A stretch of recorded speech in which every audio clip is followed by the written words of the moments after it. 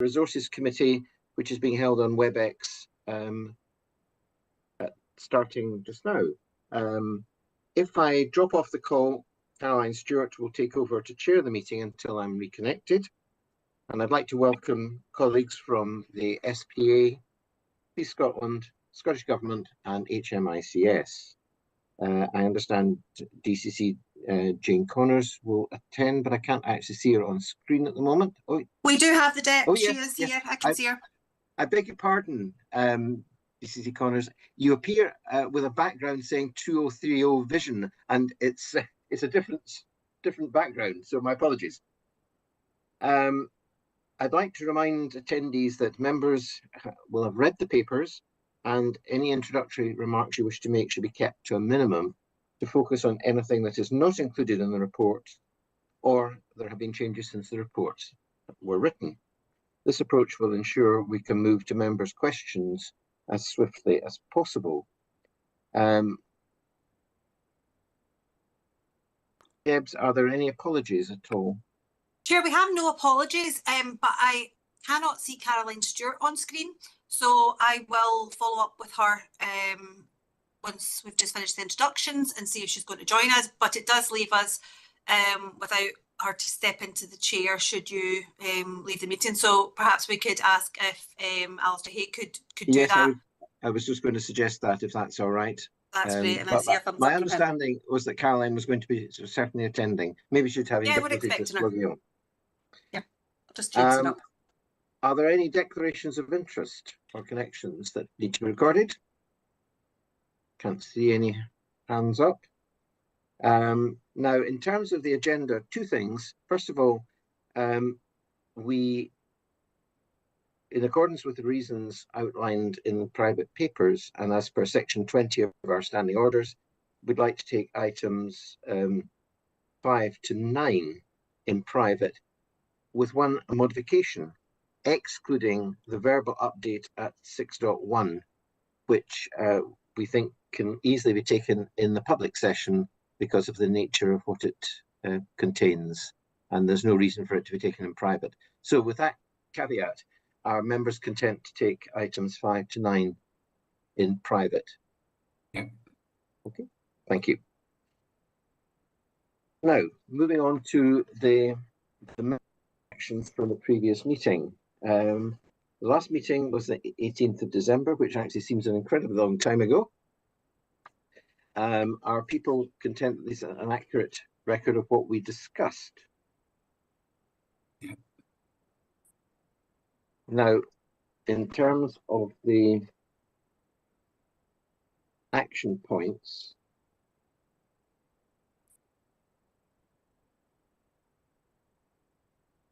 I'm just looking at one item first before doing so. There's one item on the item 711 in the minutes, which I'd just like to clarify something. We discussed at our last meeting that the IBC for forensics, for criminal toxicology, should be forwarded to Scottish Government for discussion at this stage about were they effectively supporting this particular project. The minutes showed that actually there was further discussion required between the Director of Forensic Services and DCC Connors on prioritisation of this particular project. But I understand from speaking to the Chief Executive that the Scottish Government will not really formally consider any business case until it's a final business case. But normal practice with anything that is being developed should be there should be ongoing dialogue with Scottish Government as the work progresses, to be sure that everybody is effectively on the same page about the pros and cons of a particular project. So although the minute actually said going forward was subject to Scottish Government confirming commitment to fund the project over its entire life cycle, I think that really needs to be amended to say that actually there will be ongoing discussion with the Scottish Government as preparation of the full business case progresses. And I just wanted to check. Oh, DCC Connors. Thank you. If it helps, I did meet Fiona Douglas from Forensic Services. We had a discussion and we will be raising it with Scottish Government in different forums, as you say, just to make sure that they kind of understand what the ask is going to be as it goes through into its FBC. So I think that action is probably complete and the clarity on the minutes is then provided. Thank you. That's very helpful. Is everybody happy with that amendment to the clarification of the minute? Okay, thank you very much. So apart from that, in the minutes, are people content with the minutes? Okay, thank you. So turning to the action log for those items in the public session, just taking them in order, we've got the BTP access to vulnerable persons database. I understand that that is still ongoing, so that will be hopefully there'll be an update in time for our March meeting. Clarify the respective positions of Police Scotland and BTP. Second item on NICS isn't due. Chair, sorry to interrupt. That looks like it might be the private action log you're looking at. Oh. So the first one in the public session is the action on budget management. I beg your pardon. I think it's the way my papers have been filed. My apologies.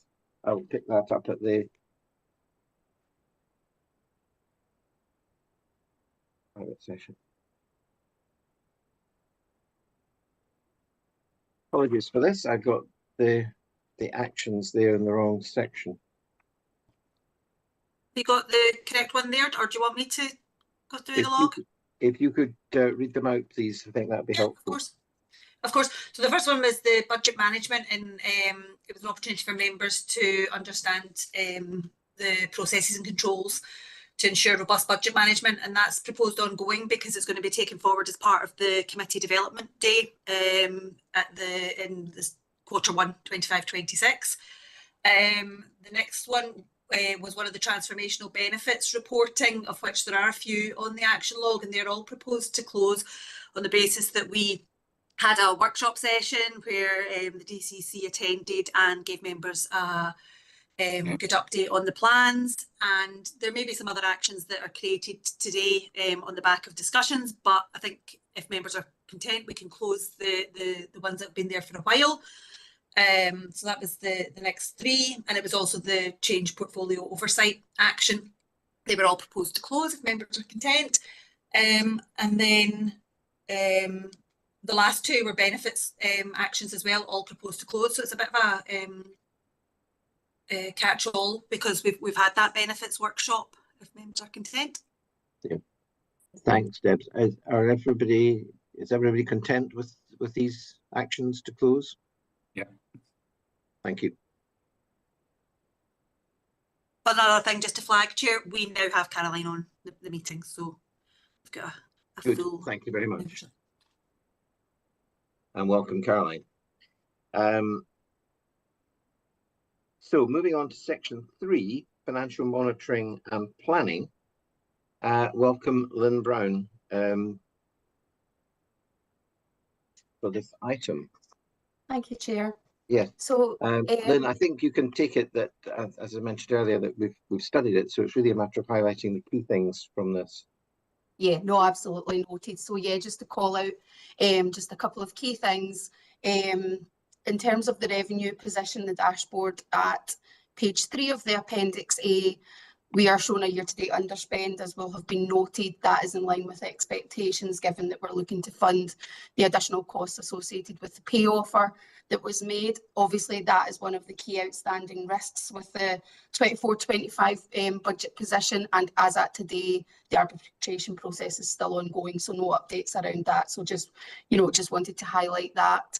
So in terms of revenue, still shown as amber for deliverability because of the outstanding pay discussions. However, overall, I think members are well cited on everything else within the revenue budget. So that was probably just to add to that. And then in terms of capital, So there's obviously the revenue and capital, the capital and reform dashboard contained within the report, which shows that 36 million has been spent to date. That has increased to just under 43 million as at period 10. So essentially at the end of January, 65% has been spent to date, leaving 23 million to be spent in the final 2 months of the financial year. So just really highlighting that will not be reflected in the report, but that was just to give an update on the current position. We've spoke to members before that we've now moved to daily forecasting in terms of working alongside the business areas with regards to reviewing and progressing those plans that are included within the Q3 forecast. And reform, don't really have anything else to add to what's already contained in the report. Taking reform and revenue together, there's an offsetting variance, but overall forecast break-even position. Thank you.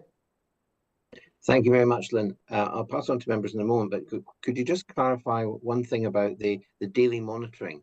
I appreciate that that's from your perspective, from a financial perspective, but how does that interact with the areas of spend where there's a slippage? Does somebody, I presume, has got to take action if the slippage in one area has got to be compensated with an alternative set of action somewhere else? Yeah, no, absolutely. So essentially we have a team of finance business partners that work closely with the business areas. They're all aligned to the different portfolios. They will be engaging with the business areas daily, so the main capital expenditures, etc., to review those capital plans, review the actions and the immediate priorities. We've also written out to the key capital spenders and members of the executive for info around some of the key actions that need to be taken with regards to ensuring purchase orders are progressed, all those sort of practical things that we're receiving goods promptly to ensure that we're accounting for them appropriately. That will all feed into the corporate finance team in terms of who will be looking at the funding element of the capital programme. So essentially, we're looking at these daily updates so that we can then take the decisions on the levers that are included in the Q3 forecast to be able to sort of land that year-end funding position. So it's just to ensure we've got that constant flow of updates, and if any issues are identified, that can be escalated as appropriate and the decisions taken as appropriate, because obviously as well with the levers that are available, there will be certain timelines that we will need to activate that if needed. So rather than a monthly reporting process, it's a daily review and monitoring. Okay, thank you very much, Lynn. In practice, with only 6 weeks to go, I appreciate that the scope for manoeuvre is actually quite limited the closer we get into the end of March. Right, thank you. Pass over to committee members for comments, questions. It's a very helpful report as usual, Lynn, so thank you very much for the way you've presented it. Pauline. Yeah, thanks very much. As always, really helpful. I've got one question on capital and a few on revenue. So maybe just sticking with capital, given that's what we've just been.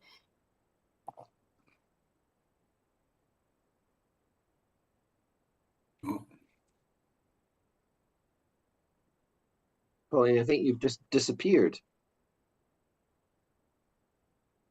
And it looks like we have lost Pauline, perhaps. We discussing. Pauline, good. Sorry, you disappeared right at the beginning. So we heard that you were going to focus on capital, but we haven't heard any of your question.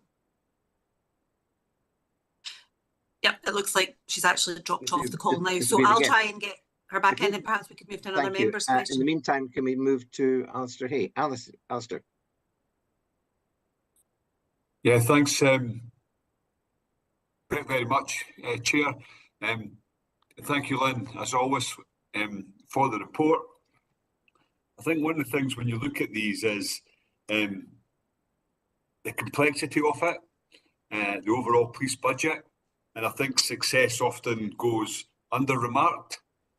So I just wanted to make a comment that, you know, we've still got 6 weeks to go.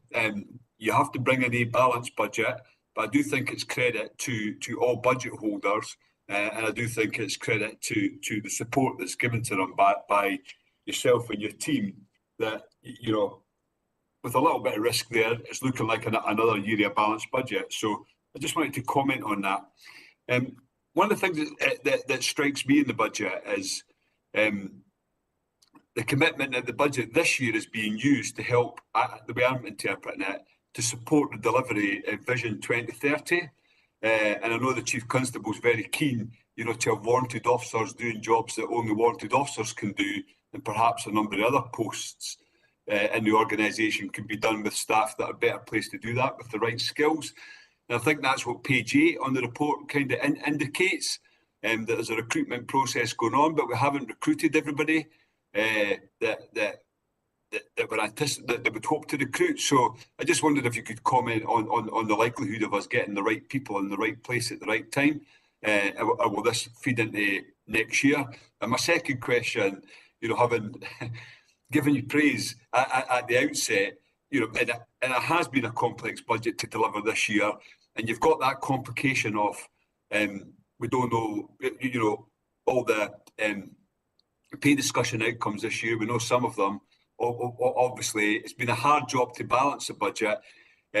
What are the underlying risks to the budget that from this year that might get carried on into next year? I know we're going to talk about that later in the agenda.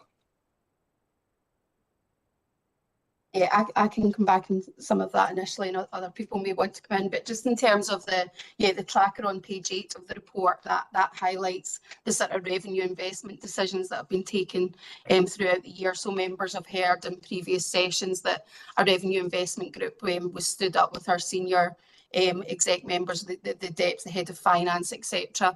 And that was really to look at some of the challenges that were coming in around the revenue, particularly in the start of the year when we were seeing some of these underspends materialising, being under the budgeted establishment at that point, and how we could maximise that funding envelope, if you like, to ensure that we were kind of moving towards our 3-year business plan commitments, which you know, was very. There was a lot in the business plan around workforce modernisation. So those plans have been progressing as summarised on page 8 of this report.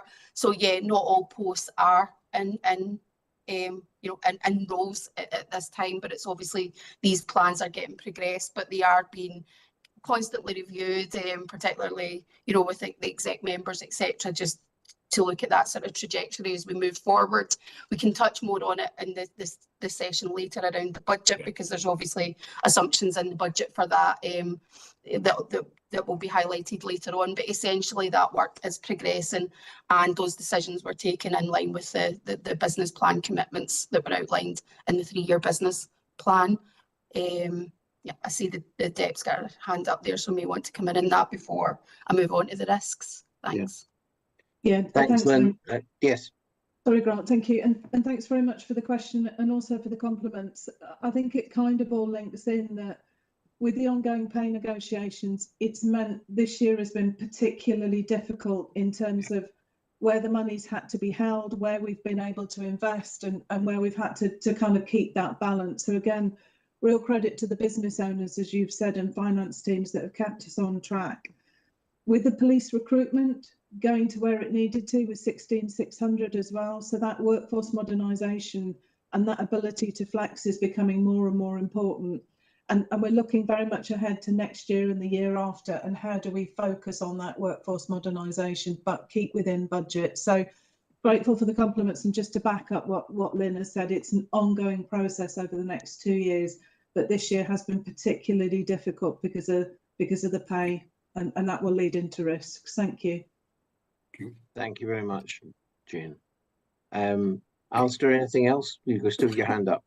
I think Lynn was going to come in with a second question that I'd asked. Yeah, I can go. Yeah, so I think the DEP's already mentioned, like, obviously pay, with not having a settled pay position for 24-25 yet, that's obviously a risk leading into next financial year, and again how that will impact the budget for 25-26. So we should understand that fairly soon, but as I've already mentioned, that process is still ongoing at this point, so that's something that will need to get considered and will be discussed through budget development groups, etc. The other risk leading into next year, which is not reflected in this report, but we can pick up later in the budget report, as well as the national insurance funding around the changes that were announced in terms of the national insurance thresholds changing and the increased contributions, which will have significant financial pressures around that. So I would say at the minute, those are the two key financial risks to the revenue budget, subject to the other things that we've already mentioned. Okay, thank you, Chair.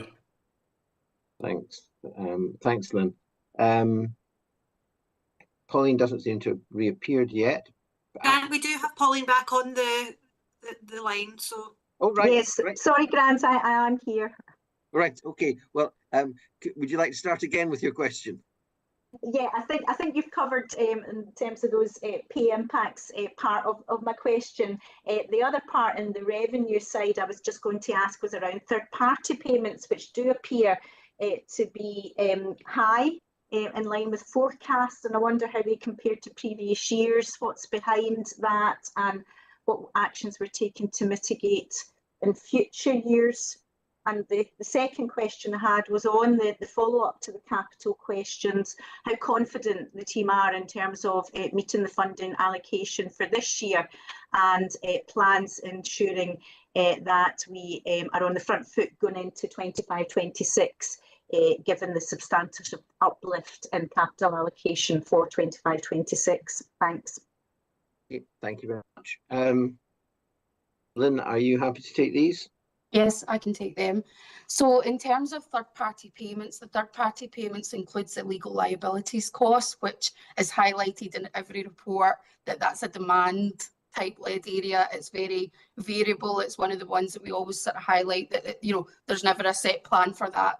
It depends on sort of what's in the pipeline. So it's not like we know our pay costs will hit every month and they'll be consistent, but legal liabilities is a variable budget line. So the overspend in that budget line at the minute is to do with legal settlements. So we have highlighted it in the dashboard as a potential opportunity, financial opportunity, and that's because it's part of the Q3 forecast work. Anything we're aware of that's got a potential payment for this financial year is included in the forecast, but obviously that's susceptible to movements in the timeline. So essentially, that is what the overspend is in that. I think we've been forecasting that from Q2, and I believe there's been discussions around the actual specifics around that at the joint working group meeting that was maybe held with some members to do with the legal liabilities, but that's essentially what that is, and happy to provide more detail if required. But in terms of how that compares to previous years, as I say, it will be quite volatile. We can certainly pull out that and provide that additional information if appropriate. And then in terms of the capital delivery, so obviously in terms of the report, we've got an amber deliverability in the report because we know there's work to be done over the coming weeks to land the overall position. In terms of the confidence around the deliverability, we do have levers. We do have levers that we can use. They've been reflected in the Q3 forecast, which shows we've probably got about £10 million of an over allocation in the Q3 forecast. And with that move to the daily monitoring and the daily escalations of issues, etc., confident that the correct actions can be taken. What that could potentially mean, depending on how the plans progress, is it may mean those levers will be reallocating some of the funding and almost like, you know, bringing some of next year's capital plans forward. But again, I think we've discussed that previously. So there is some guaranteed spend there from pulling forward those levers if we have to. So as I say, that work will be ongoing over the coming weeks, and we can update accordingly. Okay, DCC Connors, you want to add to that? Yeah, thank you. It was just to follow up on the other part of the question, which is around next year, and happy to cover it later. But as I've said before, we've got the Capital Investment Task Force this year, which is looking at what do we want to invest in next year, what procurement are we going to need, what legal are we going to need, what extra resources, capability and capacity are we going to need. So rather than just look at amounts of money, it's been looked at in the round, and we've just got all of that back through. It's been mapped. We understand where we're going to commit the spend, but we understand what is required then to be able to spend it. And then, you know, if there are any issues, that we need to address them early. We're also a month ahead of where we would normally be, working with the business areas and working with finance colleagues. So rather than waiting for the 1st of April to come out of the blocks, like we said, we're actually ahead and we'll be ready to go this time. So that hopefully gives more confidence to some of the processes we've changed to be ready for next year. Right. Thank you very much. And I'm sure we'll actually return to that when we're actually looking at next year's budget in a bit more detail. Alistair, are you happy with these responses?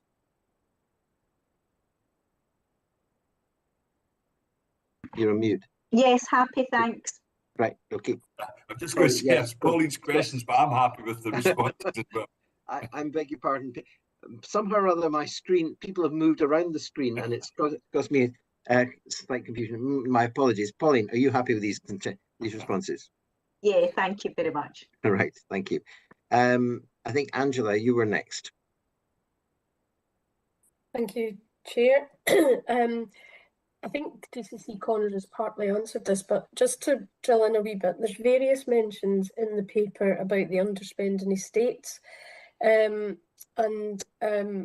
So firstly, and it's offset by the airwaves replacement, there's been further spend on that.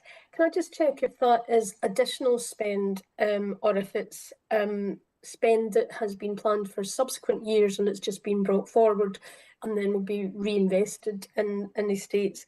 And my other query on the estates is, given how critical that whole master plan is to the 2030 vision and the policing plans, how confident are we that we've got, and I think you have answered this in part, Jane, but how confident are we, or what assurance can you give us that there is significant work underway to keep that plan on track for next year and the subsequent years? Thank you, Angela. Jane, Yeah, I'm happy to ask Lynn to cover the kind of slippage element, and I'll cover the wider estates question element of that, if that's okay. Yes, fine. Okay, thank you. Lynn. Oh, yes, just in terms of the airwave and the fleet, that is essentially bringing spend forward and almost like switching the spend, so almost like spend to save, bring the fleet, the airwave, etc. forward. That will reduce the financial pressure next financial year, which will allow that money to be reallocated into areas such as estates, such as change, etc. So it is exactly that. It's a reallocation rather than just throwing money at the areas just to spend it. It is essentially bringing plans forward. Okay, thank you. DCC Connors? Thank you. And in terms of the wider estates, I mean, everybody understands the complexities that comes with estates, suppliers, and the processes that go with it. Having got the endorsement of the estates master plan, what we've been able to do is start to shift the resources that we require in the estates team to in effect keep the lights on, patch up the buildings that we're keeping, and also start to really do that forward look. And I think Resources Committee have seen the volume of papers that are starting to come through for either disposal or changes to the estate. So you can see the work and the emphasis that's coming through it. So in terms of that reassurance for the estates, absolutely, because we understand what some of the capability and capacity is required in the estates team, and that is a recruitment process. And that estates master plan work is now ongoing, and we're starting to pivot the portfolio to much more the forward look towards the estates master plan than the kind of just keeping the lights on and the patching up. So we're confident in that for next year. In particular, it's a real focus. Okay, thank you. Angela, are you happy with these responses? Yes, thank you, Grant. Thank you. Tom, I think you had your hand up next. Okay, it doesn't seem to be there now. But yeah, thanks, Chair. One other question. I take great comfort from the work of the Capital Investment Group and the task force in terms of the focus this year, so appreciate that. In the report, it talks about where capital has been moved more into areas like airwave, etc., and where it's been offset in terms of over-programming. But a big chunk of the money that offsets against it comes from the digitally enabled policing programme. I think it's nearly £6 million, in fact. What's the implications of that on the digitally enabled policing programme? Because that also is a significant priority for us. Who's able to answer that? So I can come in with just some elements from the budget perspective, and I can cover that off. So essentially, when the budget was set, sort of this time, like last year for going into 24-25, there was elements of assumptions included in the deck, and indeed a lot of the budget areas. So essentially some of the money that's been coming out of that is because some of those assumptions didn't materialise, as opposed to the work wasn't delivered. So I appreciate there is a significant movement there, but it doesn't mean that it's not been delivered. But I see Colin's got his hand up there, so he might want to come in from the actual operational impact. But just to give that assurance from the budget perspective, is some of the assumptions just didn't materialise as planned. Thanks, Lynn. Colin. Yes, good morning all. Thanks, Lynn. Yes, as Lynn has highlighted, just some costs have been lower than anticipated as we've worked through the delivery of the key projects within Digital Enabled Policing programme. So that's not held anything up, to reassure you. We're able to progress in line with our key milestones and our objectives. But as Lynn's mentioned, a number of the costs were reduced, such as some of the infrastructure aspects under body-worn video, for example. So programme absolutely able to maintain pace and progress, but at lower cost than originally estimated. Thank you. And I think, Colin, just for clarity, I think in terms of things like body-worn video, it's not so much the costs have gone away. Some of them have been pushed into future years as the programme is unfolded at a different pace than perhaps was originally thought about. Yeah, so we've got a change request later in the agenda, which will detail more in terms of the cost for body-worn video, but we're actually seeing a reduction in the overall cost there because we, in the last year, went to tender around a new network infrastructure supplier. The overall costs have come back as less than we originally envisaged, so there is a reduction in overall cost there. And yes, we've moved timelines slightly, so there's a slight rephasing of costs, but again, we've been able to purchase hardware and so forth and use the budgets that we have to get that spend as to the profile that we need. So good, thank you very much. That's very helpful. Tom, are you happy with that response? Thank you. Caroline. Thanks, Chair. And Colin's just answered my question, so we can move on. Thank you. Okay, thank you. Has anybody got any other questions from the revenue monitoring report?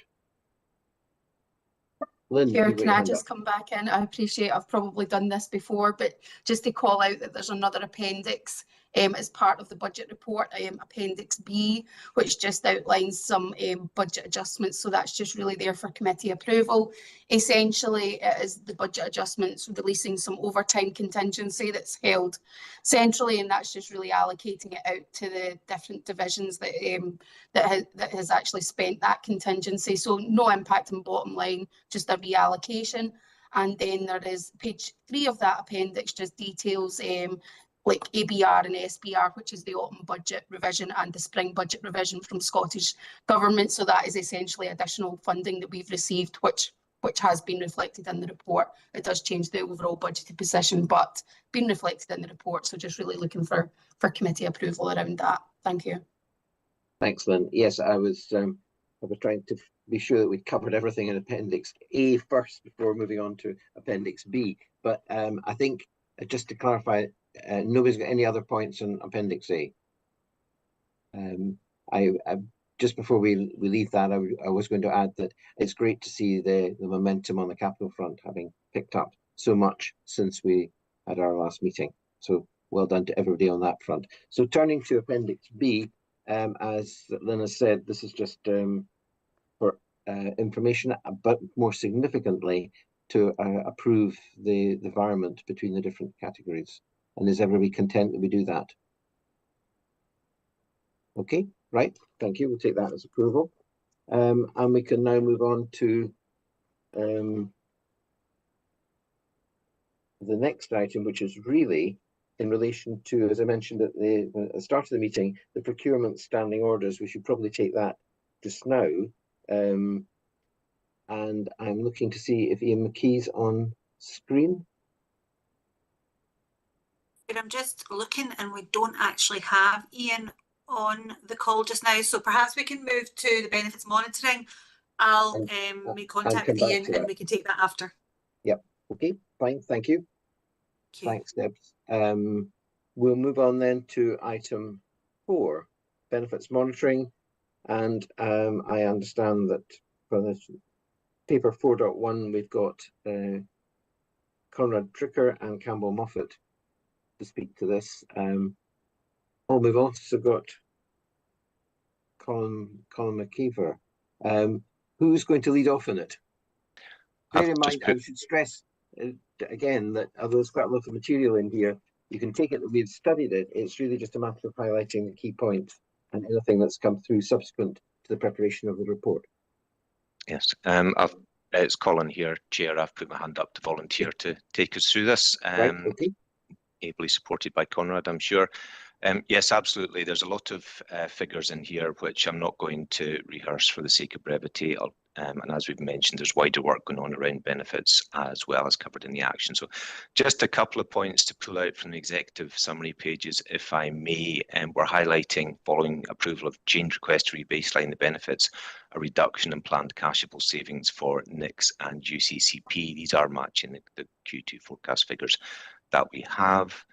Under item 3 on the executive summary, you will see a slight reduction in forecast cashable savings from 11.09 million to 10.9 million, where we have an increase in UCCP, which has been offset by a decrease in NICs.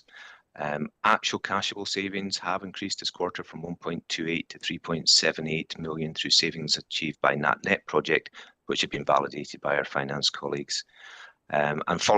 And the following page contains an executive summary for officer and staff efficiencies. Details provided within the following slides. I'll just mention the 3-year total of planned officer efficiency savings of 511,000 hours, of which 233,000 are being realised in the current financial year. As I say, a lot of figures within that pack that I won't throw at you, so happy to pause there and take questions if that's right. Okay. Yes, that's fine, Colin. Thank you very much. Conrad, is there anything you want to add to that? Okay, thank you. Right, we'll just move straight on to questions then.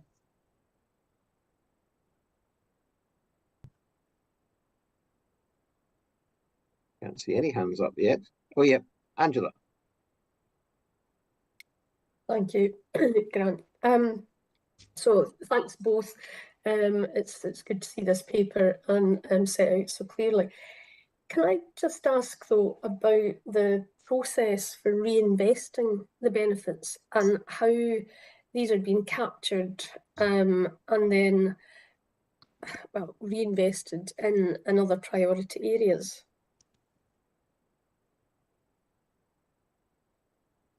Colin. Oh, we've got several hands up.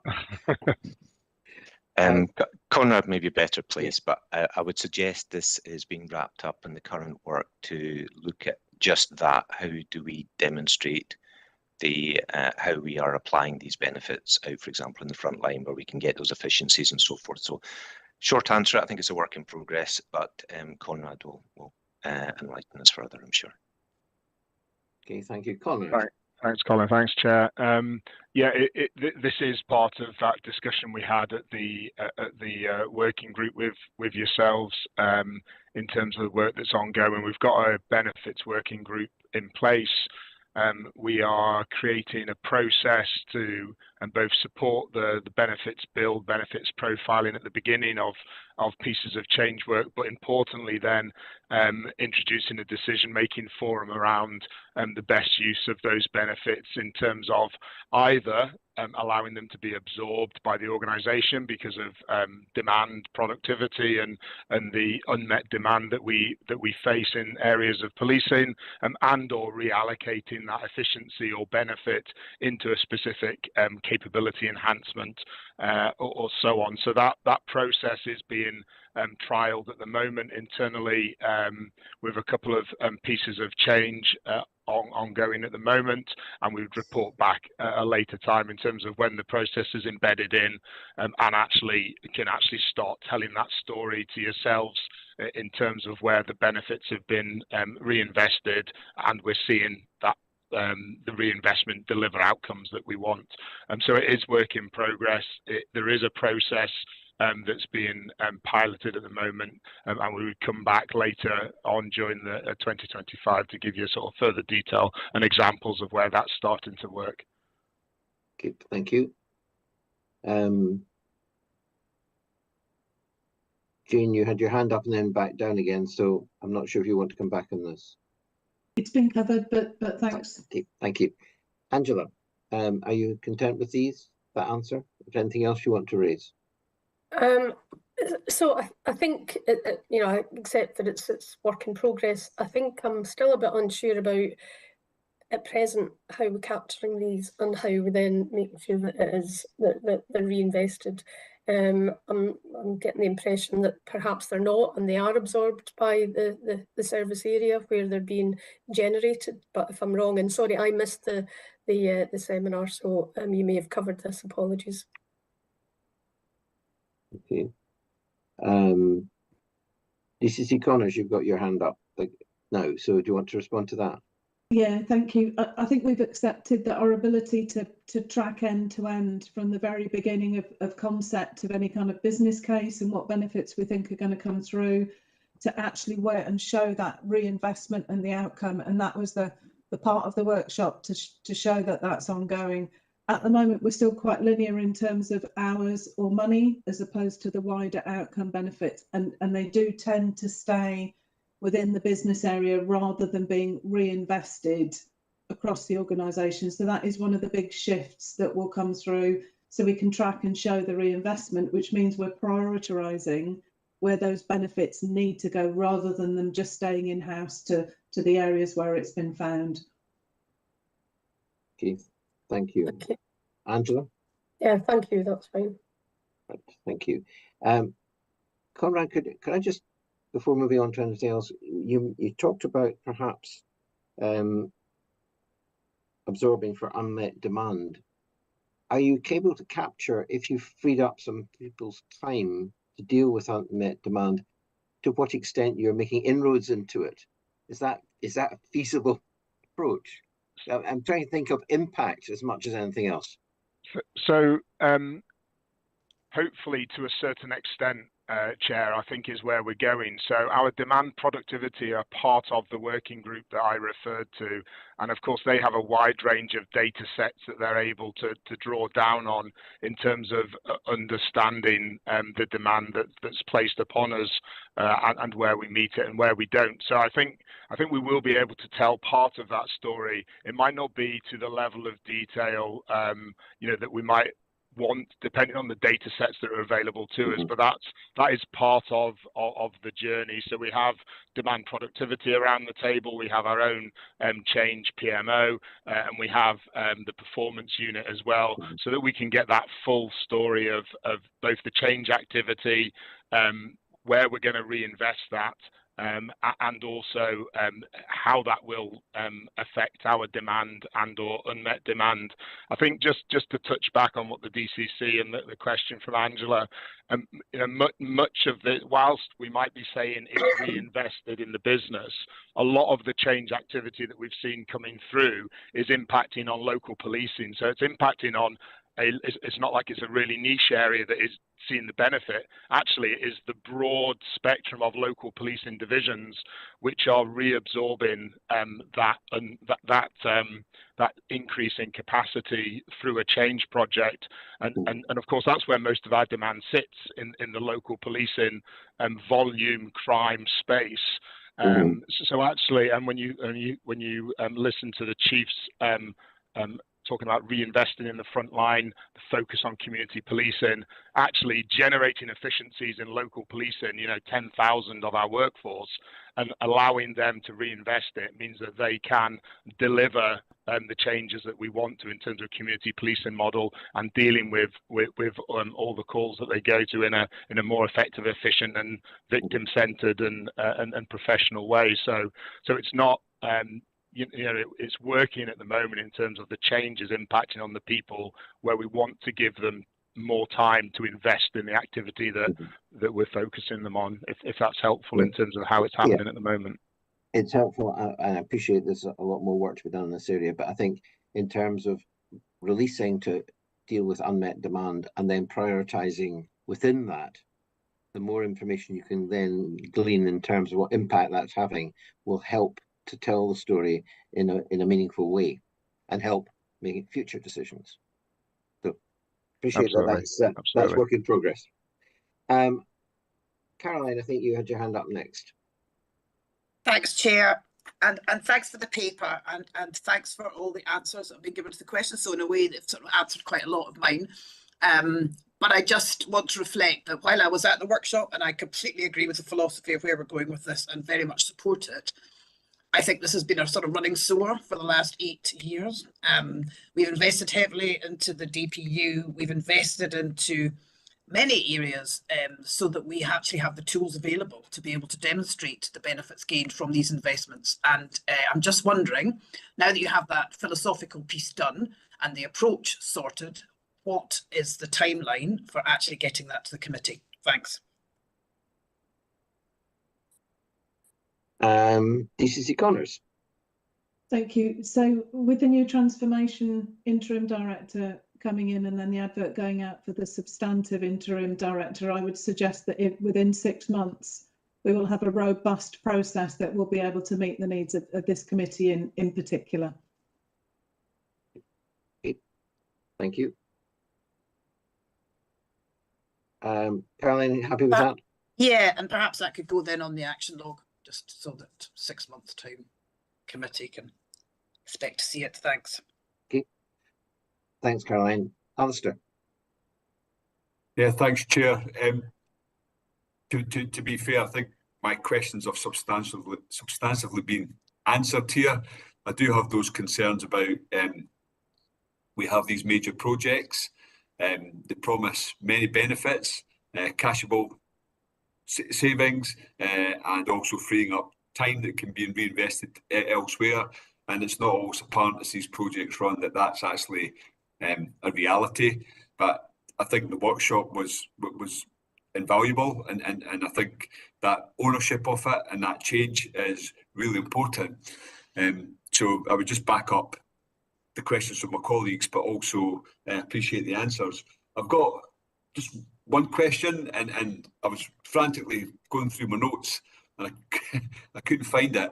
But I seem to recall that when we're thinking about building the budget for next year, there's already about £20 million worth of cashable efficiency, cashable savings need to be built into it. And if I've got that wrong, please tell me. But for me, it just underscores the importance of the delivery of these major projects.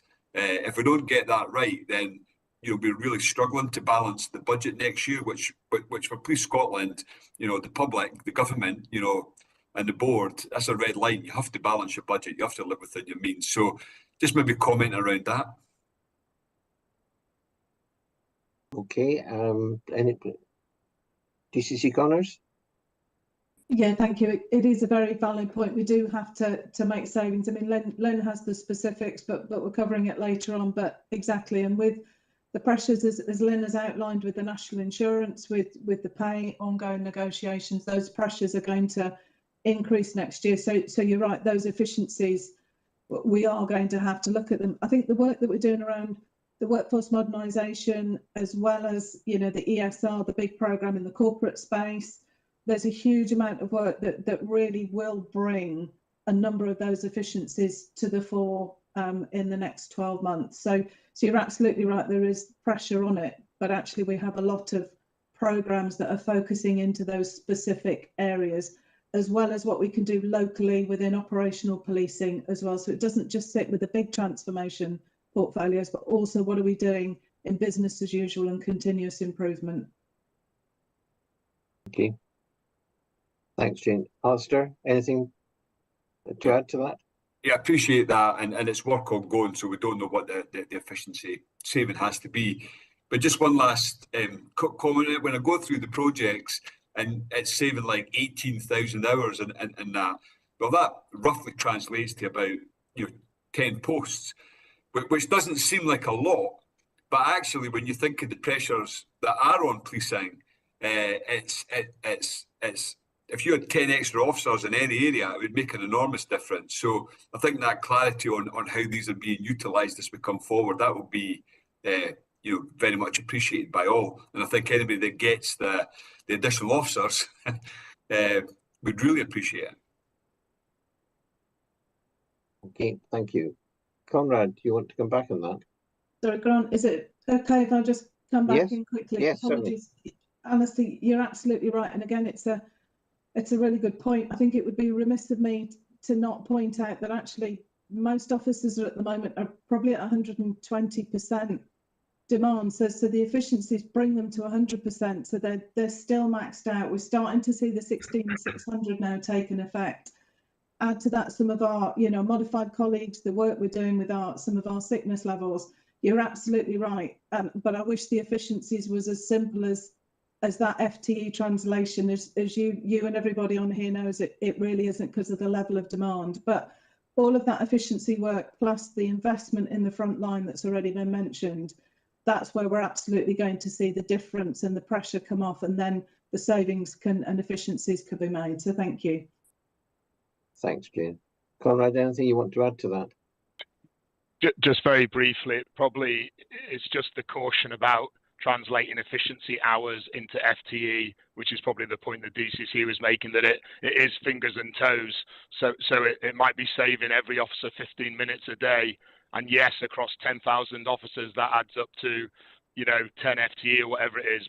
But actually, it's the realism of what does that mean for our officers. So yes, it's efficiency, and yes, it needs to be reinvested.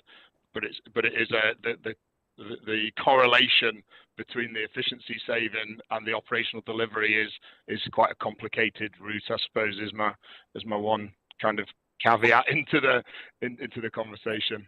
Yeah, I think it's just a matter of trying to monitor what you can and to be able to answer the inevitable questions that come from within the organisation and from outside parties as to how these benefits are actually being delivered in a tangible way. Alistair, anything else on that? Other than to say I absolutely accept that fingers and toes explanation. I realise it's just not a direct translation into FTEs. However, I think what we're looking for, I think what you're working on is that where there is a direct translation, say you've got, 10 posts, but actually AE is finger and toes as an extra 2. It's just that clarity going forward, and you're working on that. Thank you. Tim Mears. Yeah, I think it was just to pick up on that a bit, and I suppose this is where I don't think the benefits reporting can ever tell the full story, because it's not the responsibility of the benefits reporting to describe the demand shifts within the organisation. So, for example, we've come and reported to Performance Committee on a 15%, as it stands at the moment, increase in shoplifting, which is one of our biggest crime categories in the country. So that's thousands and thousands more offences being reported in that category that those officers are having to pick up. The organisation can choose, as we are at the moment, that we want to invest in anti-racism training, which is a full day's training for 4,000 people before April. Again, that's an investment of the capacity that's being created. So there are multiple things changing on the other side of the equation that are a lot more complex for us to describe around the shift in demands. And I suppose the big bit of work that is coming rapidly down the road now is the service delivery review element, which will describe more accurately, by way of developing a consistent model for local policing, what are the roles and responsibilities and services that we're looking to deliver, and on a scientific basis, what are the resources that we require to deliver that. And as we refine that and as we bring that forward, that should allow us to bring forward the missing part of this jigsaw puzzle, which is where do you actually put your resource to deliver the service that you want. And at this stage, I think actually that the challenges in this are not necessarily in the benefits reporting process, it's in that bit of it. We tried this before with the strategic workforce plan, it didn't quite work. I think we're now at a more refined level of detail, and there's work commencing literally in the next few days in the pilot within Forth Valley Division, which does allow us to really, to a granular level, start to project and understand the level of resource that we need to deliver key services around community policing, response policing. That's 75% of the resource in Police Scotland. So as we bring that forward, that should help complete the understanding piece, the other side of the equation. Yeah. I mean, I do understand the importance of identifying how time freed up is being used. And for example, we'll come to it later on the agenda, the time needed to free up for body and video training. So there are various things that have to be pulled out. I think it's just a matter of being able to identify what is being released and how it's, and as was first raised, how it's being used. And it might be for training, it might be for getting into backlog of, or actually trying to do things differently. But actually somehow or other, I know it's not just the numbers, it's the way in which it's articulated and telling the story that's important. So yeah, and I mean, the interdependencies, as you'll appreciate, are massive. So body-worn video is a good example. We will make time for that, but we'll do that through a range of ways. So we'll deprioritize certain bits of business. Those start to appear as backlogs, whether that's delayed crime investigations being submitted, whether that's unserved citations from the Crown Office. In certain places that they literally will, because the demands and the resources aren't kind of evenly spread across the organisation. You see the pressures on different divisions more dramatically, and ultimately some of this then falls into the space of cancelled rest days and overtime as well. So all of those levers come into play on a constant basis, which does make it exceptionally complicated for us to sit down and describe it. And that's again part of what we're trying to achieve through the service delivery review, is trying to bring this back in a succinct way that says, when this butterfly over here flaps its wings, you get a tornado over here, and we need to be able to explain how those bits connect. Yeah, it's gathering the information to be able to explain it in a meaningful way that's important. Thank you. Tom. Thank you very much, and thanks for all the contributions. It really helps us understand.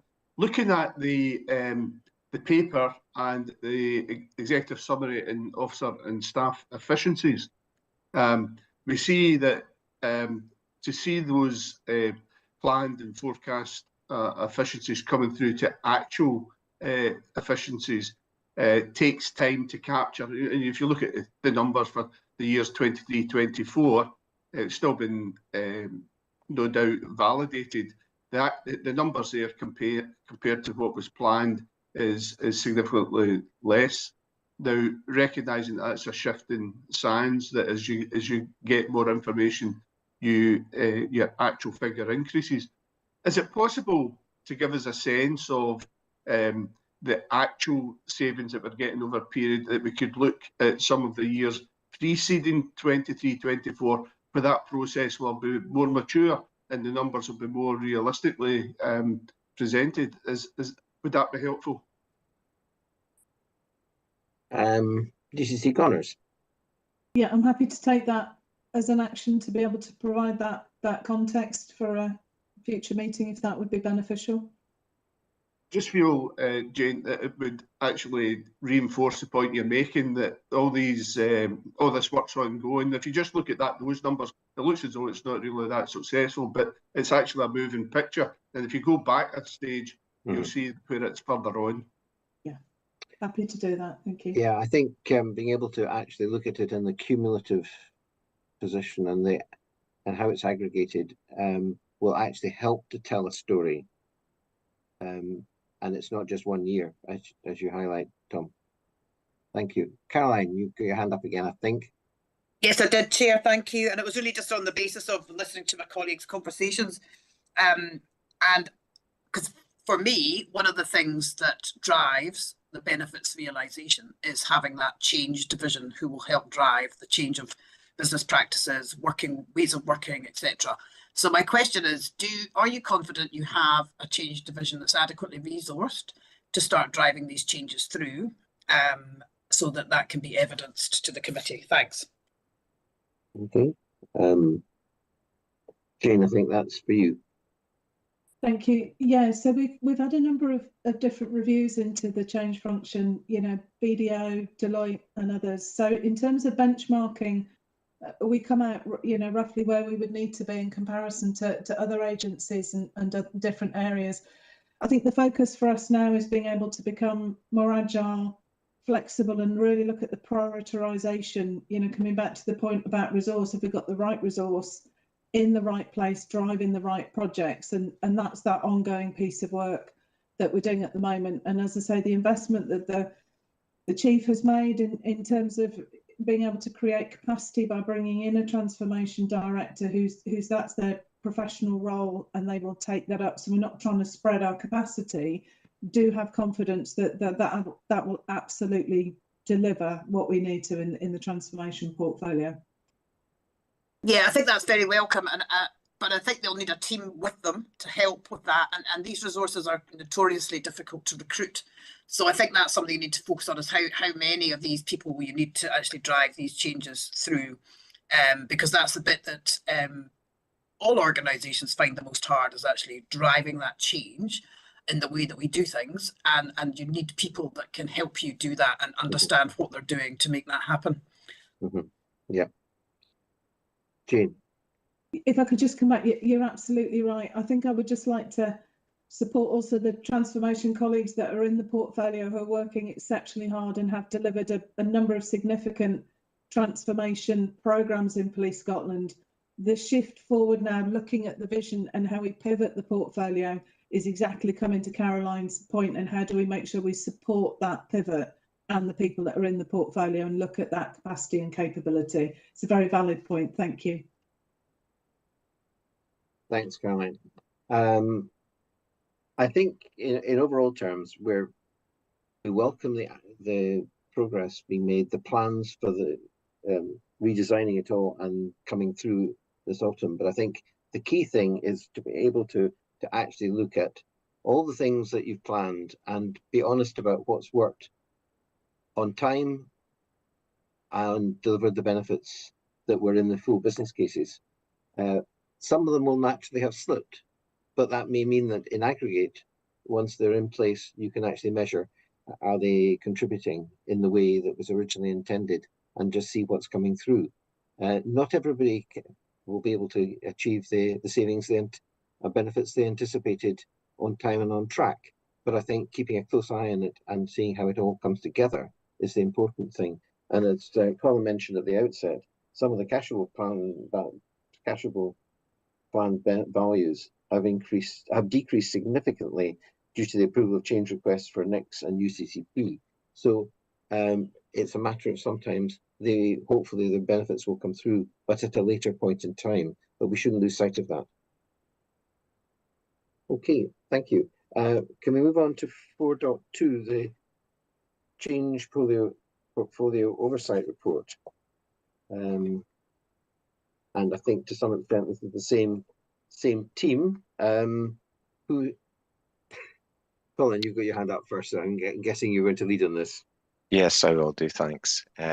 So absolutely, I'll take the paper as read, pull out a few key aspects, and happy to take questions, obviously. So no change in overall status from the last reporting period. We continue to highlight an amber RAG status across the portfolio. We've got 2 programmes at red, MC&E and EPF, 5 at amber and 4 at green. I'll come on to MC&E and DPF very, very shortly. But just to pick out a couple of areas from the executive summary, obviously we've got further detail on body worn video coming up later on the agenda, so I won't cover that, but making good progress there in summary. Under standalone projects, DESK went live in E&J divisions at the end of January as per plan. So that means DESK is now live across the north and east regions of the country. So we're now moving towards the west. That's a significant milestone to achieve for us, and good feedback coming through as well from users, which we're glad to see. We're tracking to plan there, as I mentioned, so implementation in the west starts in January and is due to conclude in September. Again, the summary just also highlights their NLEDs. You might recall ACC Middleton as SRO highlighted dual running costs that were presented to us by Home Office last year. We're facing a similar situation this year, and actually they've increased quite substantially. We're not alone in this. That's also occurred to other forces down in England and Wales, but at the outset of NLEDs, that was a cost that wasn't expected towards that those orders of magnitude. It is built into our budget, but again, just highlighting here for awareness. The slides contain the portfolio roadmap, and that says timeline view across the key stages of the programme and project delivery, together with a 3-year strategic view. There's quite a lot of detail in there. Again, I won't go through. Just mention cyber identity and access management. Initial business case will enter Police Scotland governance in March, so you will expect to see that coming through shortly. The following updates cover programme delivery status in terms of schedule, risk, benefits and resource and finance, breaking these down across slides 8, 9, 10, 11 in that particular pack. Again, I won't go through them. They mostly focus around EPF and MC and E, with a mention around PDWP and cybersecurity programme under resources. In terms of those red programmes and projects, under EPF, we've got the 3 projects highlighted as red on slide number 14, numbered in the pack. Lease accounting software has since gone live. That's an update, and a change request was presented at Change Board to rebaseline. That's not presented here. It doesn't meet the threshold for Resources Committee, but that's now back to green as a project. E-financials, we're continuing to experience issues in penetration testing, so we need to determine a way forward with that with the supplier. So that does remain and is forecast to be red while we go through that. And the States Asset Management project, as a scheduling issue, is around just determining the procurement route. We've got a way forward, so that will start to go green again. Managing contact and engagement programme, that red status is driven by NICs. I'm conscious the members here get regular updates on that, so I don't intend to go through that in further detail unless you wish to yourselves. And then I'll just mention the MAPS project, Multi-Agency Public Protection System, which is mentioned in slide 16. That project is red at the minute. That's Home Office led. That is looking at replacement of Visor, which is a multi-agency system used by all UK forces and the likes of Scottish Prison Service, amongst others, for management offenders and persons posing a risk of harm to the public. The project is red at the minute as Home Office are reassessing the scope, the timelines and the costs of that change. So we had progressed this to a point where we had drafted the business case, but we've paused that at the moment until we've got that clarity on the revised Home Office plans. I expect that will be in towards the end of February before we have that, so a little bit of a hiatus with that particular project right now. For the sake of time, I won't go through the various annexes that make up the fuller update, but obviously happy to take questions and pause there, Chair. Thank you. Thank you very much, Colin. That's very clear and very helpful. Thank you. And the full report is full of detail. Pauline, you've got your hand up first, I think. Thanks very much, and I really welcome the development of the reporting format. It would be helpful if we could, however, see the costs to date and the forecast costs along with the timelines and benefits compared to the original business cases, so that we can track whether we're going to be on target, not just in year but overall, and understand any variances which often do arise, and there's really good reasons for variances too. I wanted specifically to understand a bit more detail some of the risks associated with changes to the original plans, particularly with regard to e-financials and the state's asset management and how we're mitigating those risks. And also the MAPS system that you mentioned there as well. I understand it's a Home Office programme, but what are the risks to policing in terms of that slippage, which I think was originally due for delivery in the current year? And as you've just advised, it's a bit of a hiatus in that at the moment. So how are we managing those risks with the delays? And what are we doing to mitigate? Thank you. Thanks, Pauline. Colin? Thanks. I'll maybe go in reverse order there, just in terms of maps. So we currently have the Visor system that continues to operate, and we continue to use that as necessary. It is approaching end of life, which is why we have the MAPS programme in place. So it's not adversely affecting us operationally, I would suggest. While we have that, it's more around the system and its longer term lifespan, if that makes sense, hence the project. if that doesn't progress as we expect, and our timelines will move out, that will increase the risk of that system potentially, going out of date and lacking the levels of support that it currently has. I don't know if that answers your question completely, but that would be my understanding of that. And in terms of e-financials and also the estates management software as well. Again, estates asset management, that is returning to green. We are resolving that. So again, a bit of what we will see ultimately is, I suspect, a delay in the delivery of that, but we are getting a movement and progressing it and going forward. And in terms of e-financials, that is bluntly proving quite tricky to work through at the minute in terms of the technical issues that are affecting that. So we will, but we are working with the supplier to try and resolve these. And again, it will just means that we are continuing to work with more manual processes and solutions at the minute, whereas the benefits of this will give us more streamlined efficiencies and so forth. So again, we'd expect to see a delay overall in realising those benefits. Okay. Pauline, are you happy with these responses? I think Jane wants to come in as well, but I'm particularly interested in Lynn's thought, particularly in the e-financials and risks around our financial management and robustness and governance arrangements going forward, Lynn. Yeah. Lynn?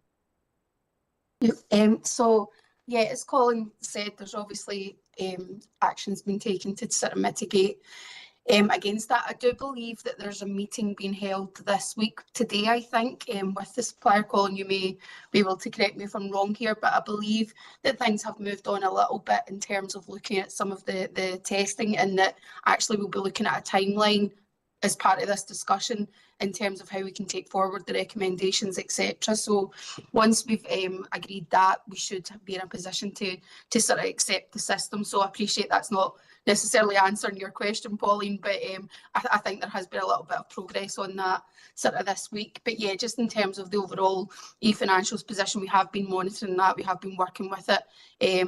Yeah, and we just have to manage the delays overall, but hopefully we will get to a position soon where that is progressing. Thank you. Lynn, I'm sure that you've heard this before, but my experience on introducing e-financials in other organisations, they've had patchy results, but part of it is the extent to which off-the-shelf solutions are just implemented as designed by the architecture of it, and the problems are in getting the in-house ways of operating changed to suit the new e-financials. And sometimes if people are not changing the way they do things in the organisation, that's one of the practical problems of actually getting e-financials and similar systems introduced smoothly. And perhaps if it's an off-the-shelf package, it tends to be the problems are more in terms of how to implement them in the organisation itself rather than anything else. But that's probably something to perhaps bear in mind as the timeline for getting it all up and running is thought through. It may have been a too optimistic timeline in the first place, but I think if we can hear in due course how it's being implemented and where the barriers and difficulties actually are, that I think would be very helpful. Jane, you've got your hand up. Yeah, thank you. It was the first part of Pauline's question in relation to tracking the end-to-end costs and progress of IBCs, FBCs. We do actually do that, and it was on our last private change board, so I'll be able to share some information with you on that. I think the complexities obviously is once a change request is approved, that becomes its new figure, but we do obviously have all the trackbacks and all the change requests, so we can do that, and I'm happy to supply that to you going forward. Thank you. Thank you. I think that would be extremely helpful. I appreciate when there is a change that just starts the clock ticking again, but actually being able to look at it from the original FBC right through to cost to date and then overall outcome, I think would be very helpful. Caroline. Thanks, Chair, and thanks, Colin, for the report. Very clear. And it's good to see that, we've got projects being delivered. But I do note you still have, and this was the same position, I think, in the last time they gave us this report, that we're still carrying 17 change vacancies. So obviously when a project gets delivered, the next phase of the project is doing the change to the business model, change to the operating model, change to whatever has to happen on the basis of that project delivery. So my question really is, how are you going to prioritise where the team that you do have will focus in order to deliver those benefits? And what risk does carrying these vacancies mean for the rest of the portfolio, where the change probably will not be able to be done because of these vacancies we're carrying? Thanks. Thanks, Caroline. Colin, do you want to tackle that? Thanks. I saw the DCC had their hand up there, so DCC, if you're happy for me to respond in the first instance, so you want to come in? Yeah, Colin, if you respond, and then if there's anything needed to be mocked up, I'll come in. Thank you. Sure. So where we're highlighting change vacancies, they are right across the change team, and actually the bulk of those vacancies are within our PMO, Portfolio Management Office at the minute.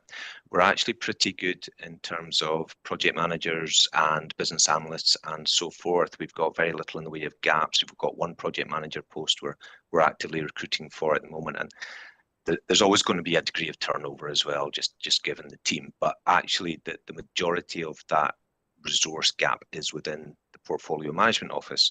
So that means that we're having to tailor their activities more towards some of the more basic aspects that you might expect of a PMO, such as reporting, such as producing the packs for this forum and so forth. And we're having to pause some of the other activities that we'd really like to pick up on, such as more proactive types of trend analysis and so forth, and some of the underlying causes. So and also we're a little bit short in some of the support that the PMO can actually provide to the individual projects and programs through portfolio officers and so forth, and guidance. So we're having to spread ourselves quite thinly across the piece. So I'd say it's the vacancies are more in a particular area of the portfolio, which we are managing.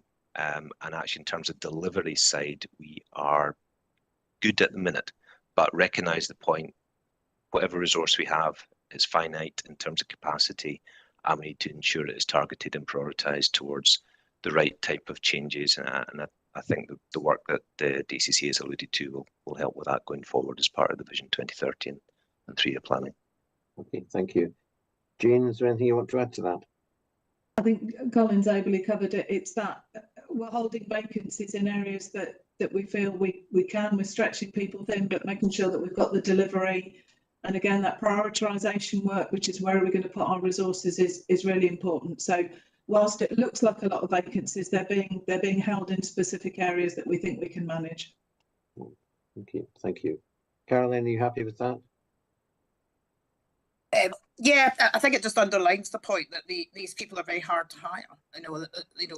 Expert change people are a rare commodity, and that usually impacts an organisation's ability to drive through the benefits of projects. So, you can deliver a project, but it's actually being able to adopt that change that makes it, that unleashes the benefits of it. So I think it underlines a point that being able to drive the benefits home and actually being able to show that is massively important, but it's an area that really needs to be focused on to actually underline the future capacity for more investment, I suppose. Thanks. Thanks, Brian. Colin, I think for me the key thing is if you're carrying these vacancies for a long time, and as Caroline has said that you've got they're difficult to get hold of people, perhaps it's worth reflecting on what steps would be required to actually get these posts filled, whether it be changing the description of the job, changing the package, or whatever remuneration package, or how it goes about. I think to try and actually deliver all the things you want to do effectively, you either sort of thin down the progress of not having quite so many projects on the go at one time to finish some before moving on to the next one, or you manage to fill these vacancies to be able to do it all. I think it is undoubtedly a challenge. DCC Connors, you want to come back in on that, or did you? Your hand went up and then down again, I think. Yeah, I think you've kind of covered it. For me, it's what skills do we need? What do we need to recruit, and where do we need to get them from? Which is why, with the prioritisation process ongoing, we can then track that to the resources and the skills that we need, put the two together, and then go into recruitment. If we don't do both together, we'll end up with the wrong elements that we need. So you're absolutely right, and that work is ongoing. Okay, thank you very much. I think that takes us to the end of 4.2. Can we take, I see Ian McKeever's with us. Ian McKee is with us. Chair, sorry to interrupt. Angela actually had her hand up to come in at that point in the last item. My apologies, Angela. It's fine. I was going to pick it up later on, but just a request. The point that I was keen to explore has been asked, but I wonder whether or not, and the report is good and it gives us a lot of information, I wondered whether or not it was possible for Colin and the team to think about how we could actually see a slide on what variation there has been from the full business case.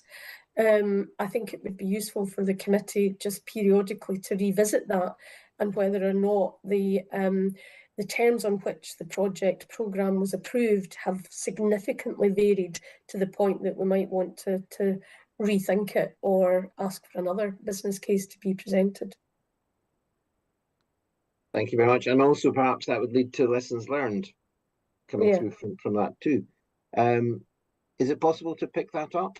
Colin, I don't know if you can do it, or do you need help with Lynn, or is it possible to somehow or other pull all this together? We'll be able to get the information, I'm sure, and find a way to present that. I will just make the point I've referred to about the shortage of PMO resource to be able to do that, but we will work in bringing the support that we need to try and build up that picture for you so that you have it. So let me take that away, and we shall be able to pull something together, I'm quite sure. Right. Thank you very much. So can we now pick up 6.1, the procurement standing orders verbal update from Ian McKee? Thanks, Chair.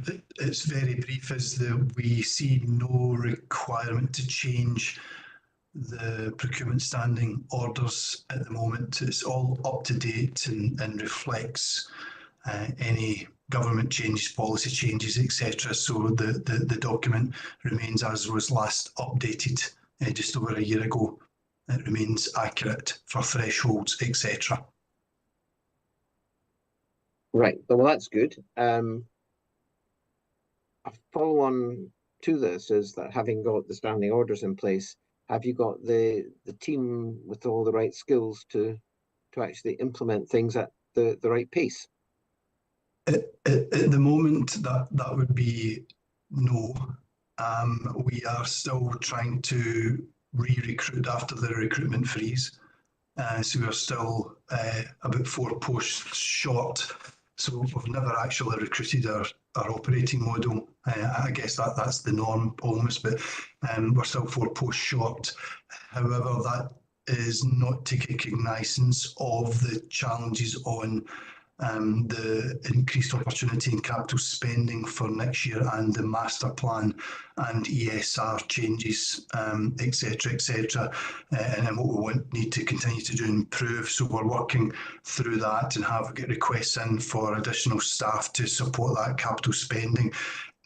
So in terms of being able to meet demand whilst meeting the standing orders, we can't change on what we deliver regards to the standing orders, so therefore it would be volume that is impacted as opposed to quality that would be impacted, and at the moment we're trying to recruit to cover that. So we are an extremely busy service, as all areas are, and where we are, the same as some of the police colleagues noted, staff are over 100% in work output at the moment, but barely keeping up with what we're currently tasked to do, subject to recruitment and then the additional capital spending. So we're in a tough spot and working hard. But I think that's the best answer I could give at the moment.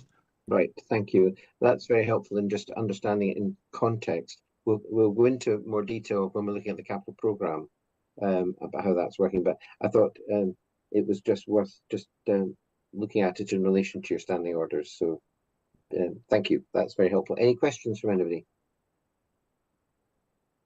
No. Okay. Right. That really brings us to the end of the public session. And I think we need to pause to allow